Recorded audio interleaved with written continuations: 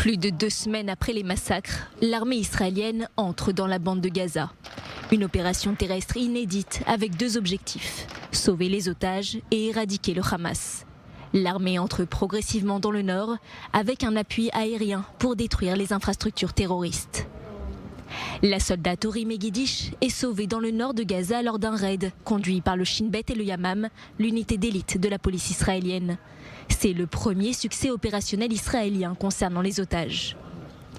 Israël annonce vouloir entrer dans Rafah, dernier bastion du Hamas, où des otages seraient détenus. Mais l'opération est suspendue. L'administration Biden redoute une catastrophe humanitaire.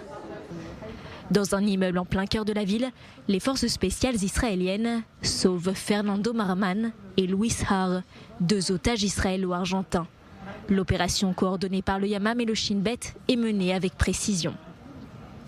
Nommée en hommage à Arnon Zamora, officier tué en mission, cette opération est l'une des plus audacieuses de la guerre. En plein jour, à Nuseirat, 4 otages sont libérés. Noah Argamani, Shlomi Ziv, Almog Meirjan et Andrei Kozlov. L'assaut est rapide et l'opération est saluée comme un exploit militaire.